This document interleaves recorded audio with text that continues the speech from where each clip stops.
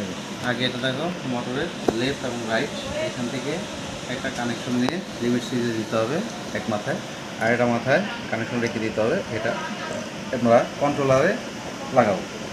Same একইভাবে এই মাথায় একটা কানেকশন দিব এবং ওটা লিমিট সুইচে যাবে, লিমিট সুইচ থেকে কন্ট্রোলারে যাবে, আর মাঝখানে কমনটা রেখে দিব। কমন থেকে আমরা সরাসরি কন্ট্রোলারে রেখে দিব। এটা হচ্ছে টার্নিং মোটরের সিস্টেম। এভাবে টার্নিং মোটর কাজ করে। আবার বলি, XM18তে আমরা 14 ওয়াটের এই মোটরটা ইউজ করেছি 300 ডিমের সার্কিটের জন্য, 300 ডিমের জন্য। তো এখানে আমরা কি করতেছি, লেফট রাইটের জন্য একটা লিমিট সুইচ ব্যবহার করেছি।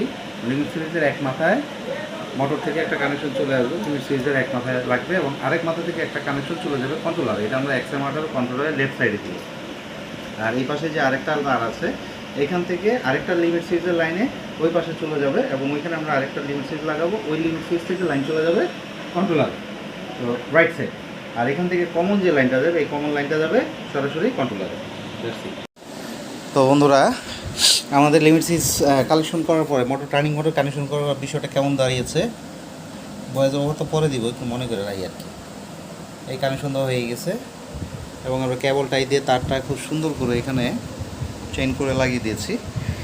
তো আমি আবারও বলি, এখান থেকে একটা কেবল লিমিট সুইচে গিয়েছে, এখান থেকে একটা কেবল আরেকটা লিমিট সুইচে গিয়েছে মোটরের।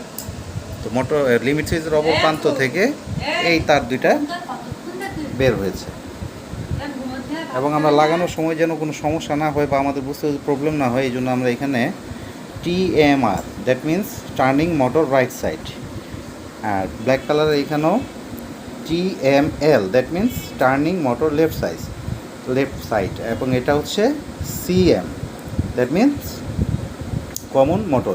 এই লাইনটা কমনে যাবে, আপনারা অনেকেই জানেন এই লাইনটা কমনে যাবে। তো এই ছিল আমাদের টার্নিং মোটরের কানেকশন।